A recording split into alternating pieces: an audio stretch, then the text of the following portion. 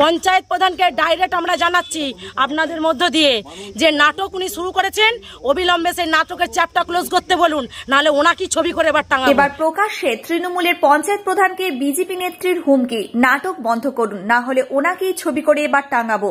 বুধবার এমনই মন্তব্য করলেন গোঘাটের বিজেপি নেত্রী দোলন দাস। বিজেপির অভিযোগ, মঙ্গলবার রাতে তৃণমূল পঞ্চায়েত প্রধানের নেতৃত্বে কামারপুকুরের পুকুরিয়া এলাকায় অশান্তি সৃষ্টি করা হয়। এর ফলে বিজেপি কর্মীরা রাত্রে বাড়ি থেকে অন্যত্র পালিয়ে যেতে বাধ্য হন। তাই এদিন বিজেপি কর্মী সমর্থকদের বাড়ি বাড়ি গিয়ে দেখা করেন আরামবাগ লোকসভা কেন্দ্রের বিজেপি প্রার্থী অরূপ কান্তি দিগার। সঙ্গে ছিলেন মণ্ডল সভাপতি দোলন দাস ছাড়াও বিজেপির অন্যান্য কার্যকর্তারা। তখন সেখানে দাঁড়িয়ে দোলন দাস পঞ্চায়েত প্রধানের বিরুদ্ধে তীব্র ভাষায় হুঁশিয়ারি দেন। কেটে নেবো আমরা, ঝেঁটাই করে মারতে বলেছে, মহিলাদেরকে বলেছে তারা যদি নাচে নাচে যায় ঝেঁটাই করে মারতে মারতে বের করবে। এসব কেন প্রধান এসে উপকৃত করবে? এখানে গ্রামে এসে আমার শান্তশিষ্ট এলাকা, সে যতদিন ঢুকছে রাত 11টা বাজলি, সে কিসের এখানে সাংগঠনিক বৈঠক করতে আসছে মহিলাদেরকে নিয়ে? প্রতিদিন মদ গাঁজা প্রতিদিন তাদের চলছে, চললেই তারা উপকৃত হয়ে তারা এবার অত্যাচার করতে শুরু করছে। এটা কেন হবে? এখানে পুলিশের কাছে বললে পুলিশ বলছে আমরা দেখছি। তখন মানে বিজেপি ছেলেদের নামে কেস তারা নিয়ে নিচ্ছে। তখন এসে বলছে যে বিজেপির এই ছেলের নামে কেস আছে, ওদেরকে বের করে দাও। কেন আমরা বের করে দেবো তাদেরকে? বিনা দোষে তাদেরকে জেল খাটতে পারি দেবো আমরা?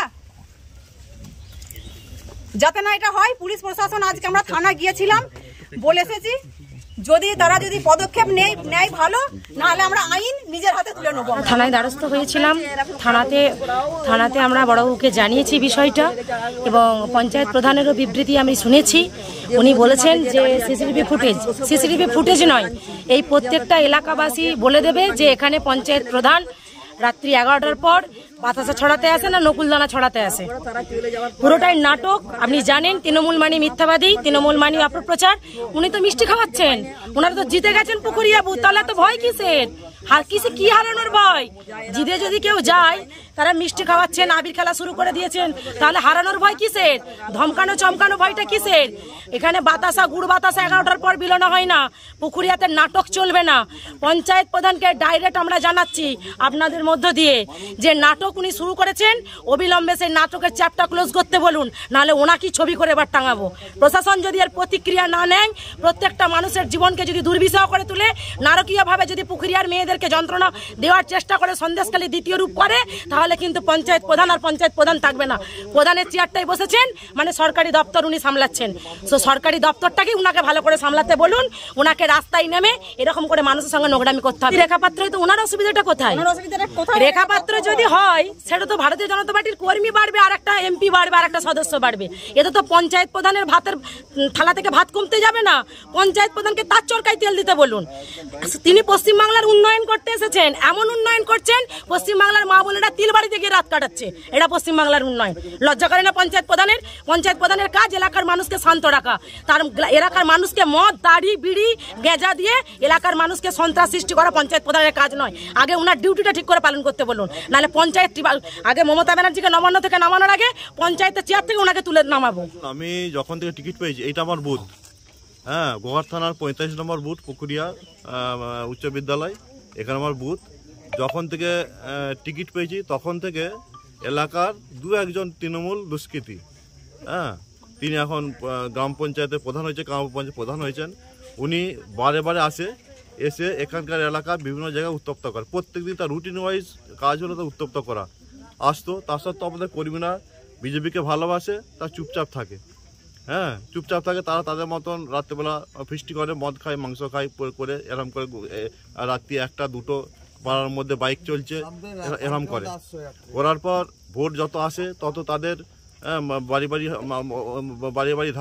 মানে কোপাটে ধাক্কা দেওয়া, হ্যাঁ, বিভিন্ন বাড়িতে যে মানে গালাগালি করা, হ্যাঁ, অশ্লীল ভাষায় গালাগালি করা, এরম করে। ভোটের আগের দিন সমস্ত যেগুলো বিজেপি আমাদের কার্যকর্তা আছে তাদেরকে বের করে আনে মারধর শুরু করে। তাতে করে তারা সমস্ত এলাকাবাসী ভয়ে তাদেরকে এমন ছুটি যে তারা ঘরে আসে না, রাত্রেবেলা মাঠে কাজ।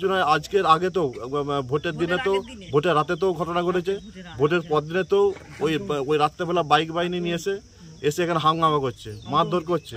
এই ছেলেটা কোনো কিছুই করে না, একে কেস দিয়েছে।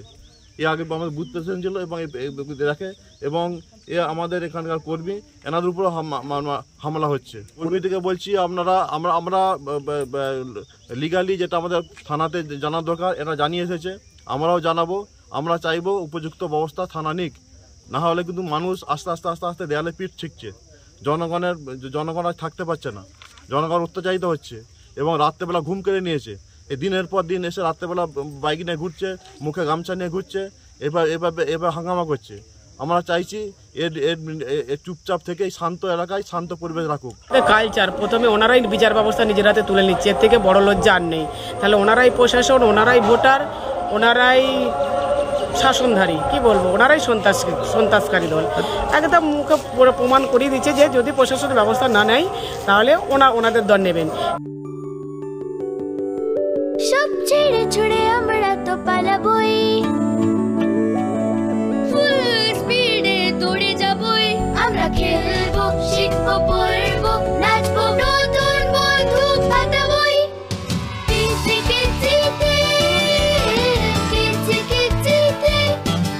বাচ্চাদের কিডজি থেকে দূরে রাখা অসম্ভব। কিডজি, ইন্ডিয়ার ফেভারিট প্রি স্কুল।